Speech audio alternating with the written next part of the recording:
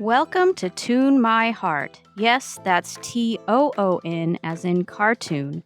Because in this podcast, we'll be taking a closer look at popular animated movies through a Christian lens, in search of faith-relevant themes and traces of eternal truth. I'm your host, Tracy Harold. And just a disclaimer, I'm not a Bible scholar, nor am I a film scholar. I'm just an animation fan who loves Jesus, and who wants to explore how the themes and ideas presented in some of my favorite films might resonate with the Christian faith and help remind us of what we believe, in sometimes surprising ways. So I hope you'll join me as we get animated about our faith.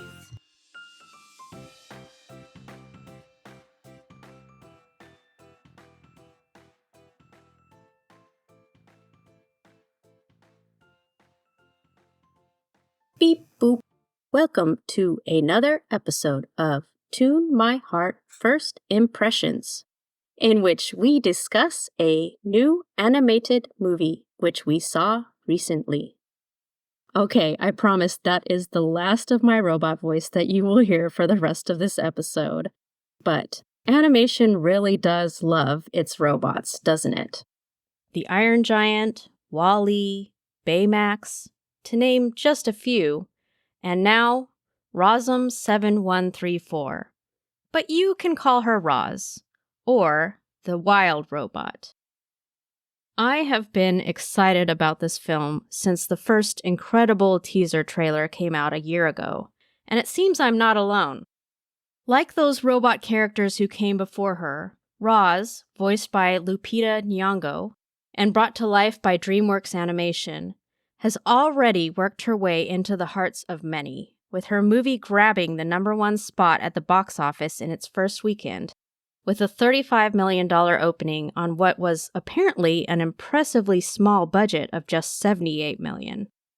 For comparison, the budget for Despicable Me 4, made by Illumination, which is a studio well known for keeping its budgets very tight, was $100 million. And it is hard to believe that The Wild Robot was made on such a shoestring because this movie looks so good. After their success with the stylized looks of Puss in Boots: The Last Wish and The Bad Guys, DreamWorks artists have continued to push the envelope on what CG animation can look like with this film. Writer and director Chris Sanders, who you might know from such previous films as Lilo and Stitch and How to Train Your Dragon, wanted to capture the feel of concept art. In an article from Variety, he's quoted as saying, "When we begin these projects, there's a wealth of beautiful color sketches that come out. They're loose and they have energy and they have a lot of emotion in them. So we ask the question, can those images that begin the process be the way this film looks when it's finished?" The result is a movie that looks less like the hyper-realistic art we once expected from CGI films, and more like an impressionist painting, while still feeling incredibly real. It is truly amazing, and it perfectly complements the beautiful story of the film as well. But before we get into that, let's check in with Darcy, now age 9, she wanted me to make sure I told you that, to see what she thought of The Wild Robot.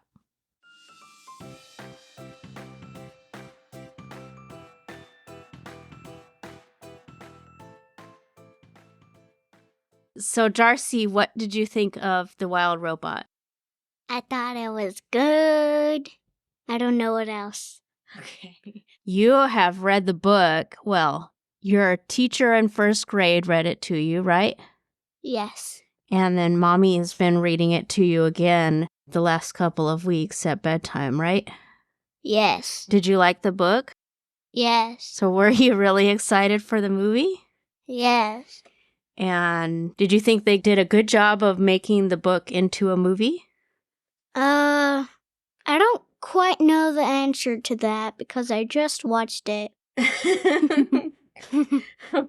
Did you think that it was a lot like the book, or was it really different? It was really different. Do you think it was different in a good way or a bad way or just different? Good way. In a good way?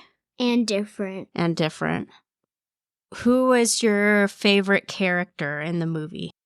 Baby Bright Bill. Mm-hmm. What was your favorite part of the movie? My favorite part was when Roz found the egg that Bright Bill was in. Do you think other kids will like this movie? Yes. Is there anything else you want to say about it? Nope. All right. Can you say bye-bye? Bye. Have a nice day.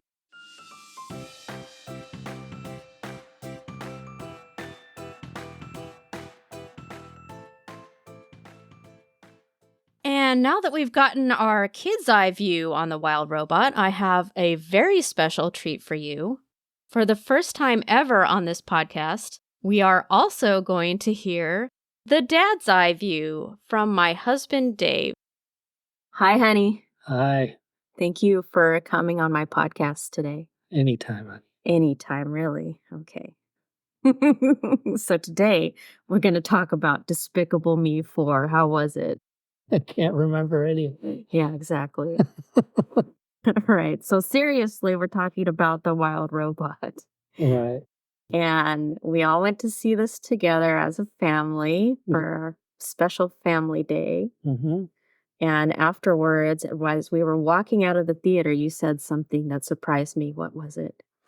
This is my new favorite animated movie. Okay, but you didn't use the word animated. And I specifically asked, do you mean just animated? And you said no.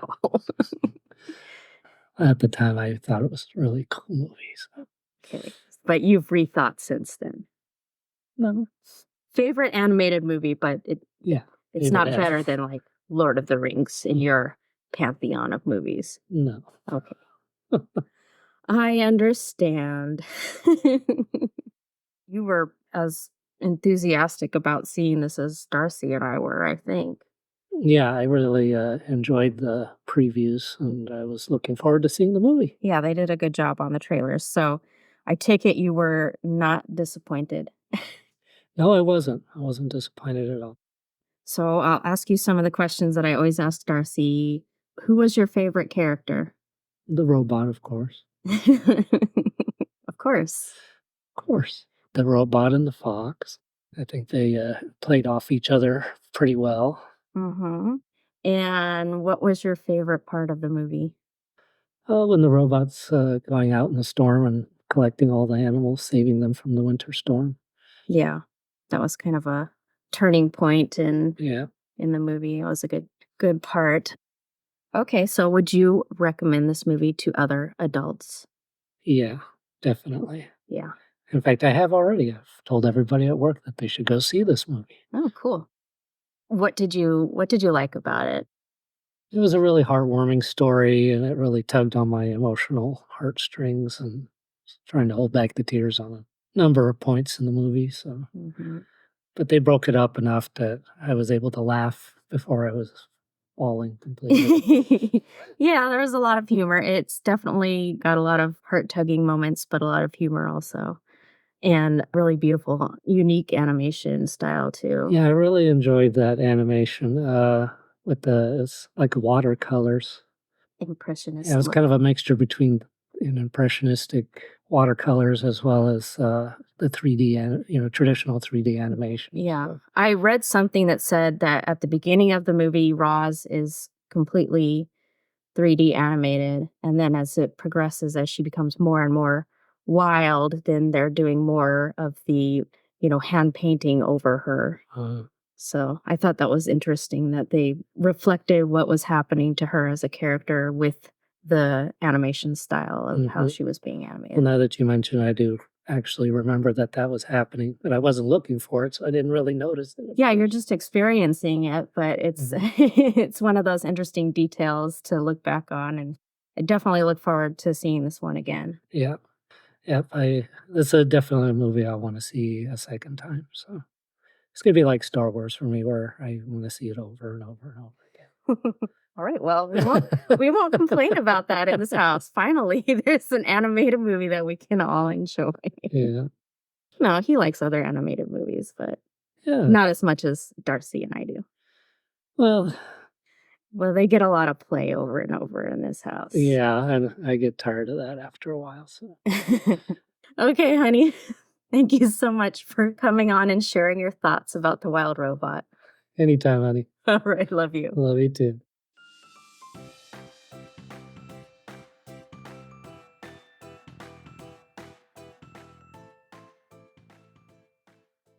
So, as mentioned, Darcy and I have both read, or have had read to us in her case, the book by Peter Brown that this movie is based on.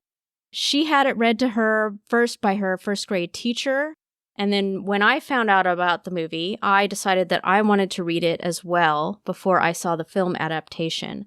So I've been reading a little bit to her every night at bedtime, and we have both really enjoyed it. I recommend checking the book out.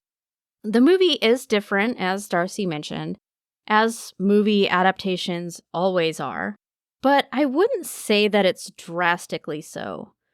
Other than the fact that I would have liked to have spent a little more time with Roz and Bright Bill as he was growing up, I really have no objections to the choices that Sanders and his team made in adapting the book.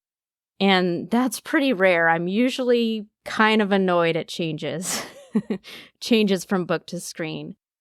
The major beats of the story are all there, and what was altered, removed, or added on completely made sense to me.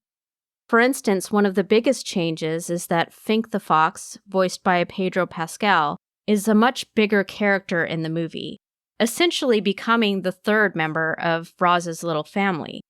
And this was a smart choice, not only because he's a fun character, but also because it gives Roz another adult to talk to and share her thoughts and feelings with. In the book, Roz is alone a lot, and that's okay, because of course the narrator can tell us what she's thinking and feeling. But in this more visual medium of film, it was definitely a smart move to give her a foil in the form of Fink, and to give him his own really satisfying emotional arc as well.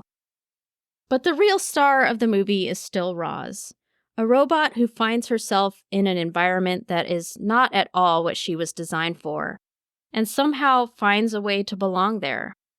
For me, her journey brought to mind the phrase, "bloom where you're planted," which, of course, is not a biblical phrase, but we can kind of find the general idea in the Bible. For instance, look at the message from God that Jeremiah shares with the people of Israel who have been carried away captive into Babylon. Like Roz washed up on a wild island, those people did not belong in that place. Yet God told them to make it home in spite of that, starting in Jeremiah 29:5. Build houses and dwell in them, and plant gardens and eat their fruit. Take wives and beget sons and daughters, and take wives for your sons and give your daughters to husbands, so that they may bear sons and daughters, so that you may increase there and not diminish. Seek the peace of the city where I have caused you to be carried away captive, and pray to the Lord for it, for in its peace you will have peace. Roz, too, seeks the peace and good of the place she finds herself in, as foreign as it is to her, but she has to grow and change in order to truly succeed at it. At the beginning of the movie, she wants to help simply because that's what she's been programmed to do. But none of her help is actually helpful to the animals that inhabit the island in the beginning when she's doing it only out of obligation because that's what she was designed to do. Even Bright Bill, her adopted goose son, the first animal she truly does help by keeping him alive and raising him, she initially views as just a task to be checked off. But as she begins to truly care for him, and then also for all of the other animals, that's when her help truly begins to make a difference on the island. She needed to love and understand them before she could really help them in the ways that they needed to be helped. It reminds me of the opening verses of the famous love chapter in the Bible, 1 Corinthians 13. If I speak with the tongues of men and of angels, and have no love, I have become as sounding brass or a clanging cymbal. If I have the gift of prophecy and understand all mysteries and all knowledge, And if I have all faith so that I could remove mountains, and have not love, I am nothing. If I give all my goods to feed the poor, and if I give my body to be burned, and have not love, it profits me nothing. Love and kindness is what makes the difference, what allows us to change for the better, and what allows us to change everything around us for the better. Or, as the Wild Robot puts it, kindness is a survival skill.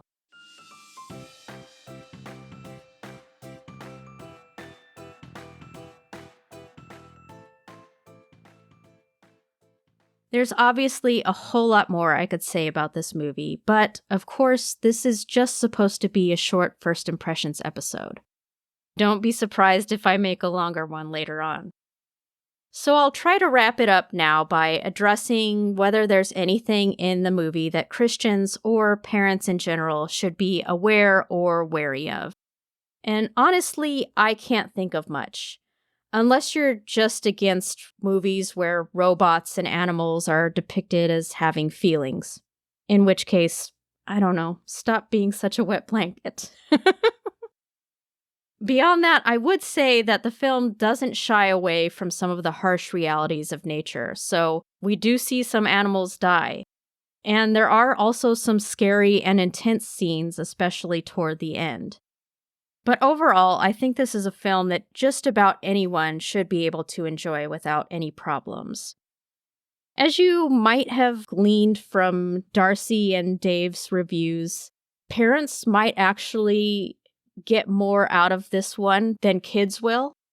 But kids will definitely still enjoy it very much, and I think it's going to be a great movie for them to grow up with and, keep watching over and over again as they develop into adults and begin to see the complexities of it. It's just a beautiful movie in every way. A gorgeous, heartfelt, sincere picture of love and friendship and parenthood and sacrifice. It is well worth seeing on the big screen. And if you're anything like me, it will stick with you long after you've left the theater. So that does it for this First Impressions episode of Toon My Heart. As always, thank you so much for listening. And don't forget to follow Toon My Heart wherever you listen to podcasts. Maybe even leave it a rating or a review.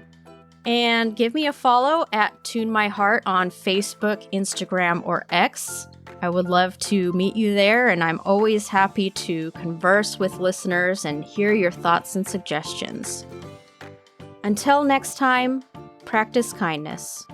Oh, and don't forget to stick around for that end credits scene.